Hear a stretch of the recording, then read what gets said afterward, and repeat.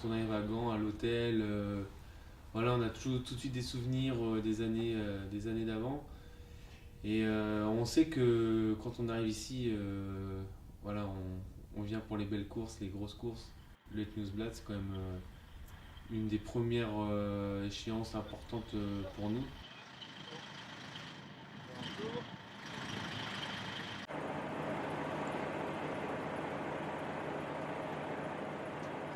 Arnaud Dimard, champion de France. Dat is de rapste. Futur vainqueur de Omloop en Nieuwsblad. Le week-end d'ouverture, c'est un peu comme une rentrée des classes. On a envie de voir, de retrouver les mecs, voir qui marchent, mais retrouver aussi l'ambiance, cette pression qu'il n'y a pas sur les autres courses.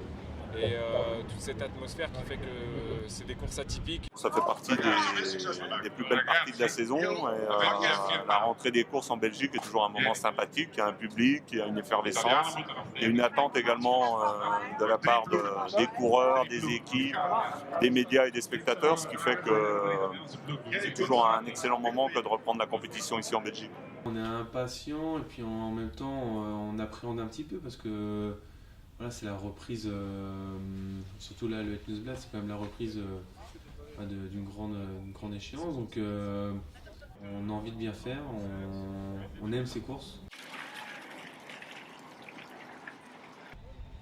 C'est des courses où les routes sont étroites, où il y a des pavés, où la météo a une importance prépondérante, où le matériel a une importance aussi fondamentale.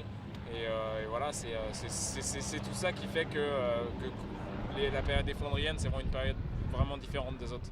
Il faut l'avoir dans la tête, il faut aimer ça, je pense, avant tout.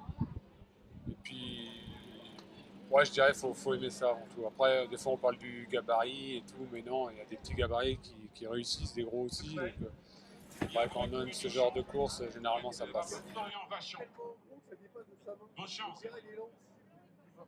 C'est des courses où on vit tellement on passe par toutes les émotions. Voilà, on peut être très joyeux comme on peut recevoir avoir vraiment très mal sur le vélo. Donc c'est vraiment plein d'émotions. On a fait la reconnaissance. C'est pas une reconnaissance comme les autres, quoi. D'abord, pour reconnaître une course, c'est que c'est une course importante. On vient faire des vérifications de matériel, on fait des reconnaissances, il y a une implication plus forte au niveau des équipes, un peu plus de logistique pour le dépannage, on organise des coupes avec des roues, etc. Donc il y a une ambiance un peu plus studieuse qu'ailleurs. On regarde les pneumatiques, savoir si c'est bien gonflé, on règle les vélos.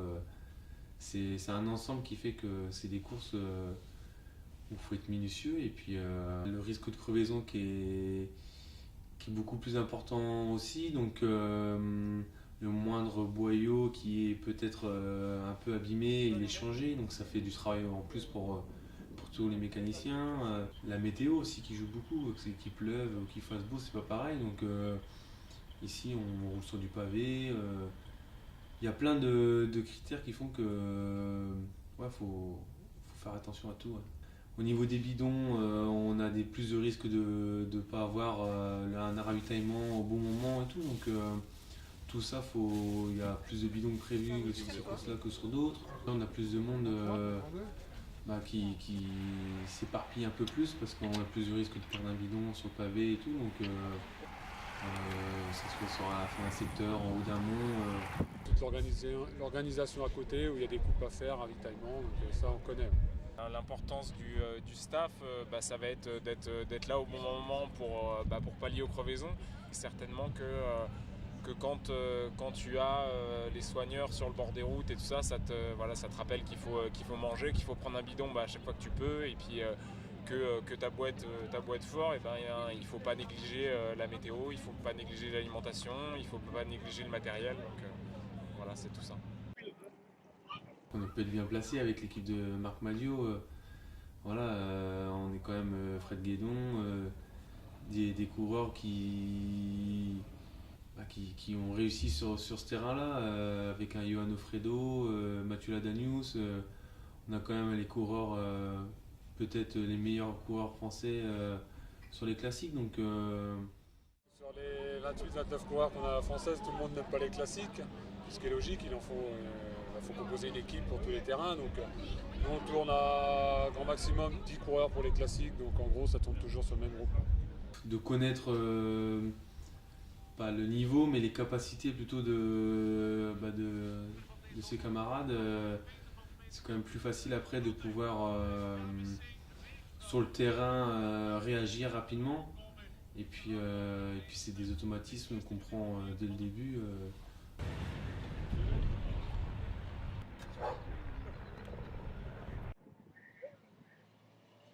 C'est des courses où on va pas gagner la course parce qu'on est bien placé à 70 km de l'arrivée au pied d'un mont, mais on peut la perdre. C'est pas bon de vanter, mais bon, les parcours je les connais quasiment par cœur.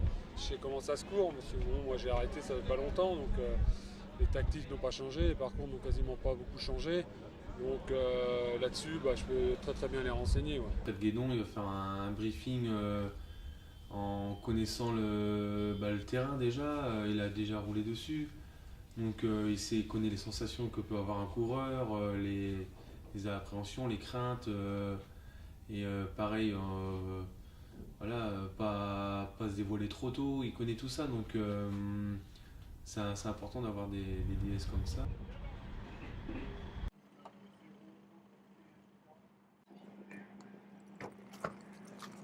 La Nice qui approche et donc ça va être ma première participation.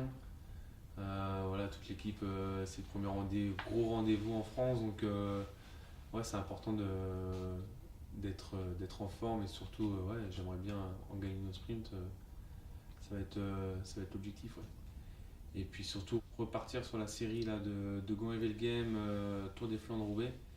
C'est vraiment les 3 courses où je pense que voilà, j'ai quelque chose à faire là-dessus et puis surtout Roubaix où c'est vraiment la course dans laquelle je m'entraîne et que je veux vraiment un jour pouvoir essayer de gagner, quoi.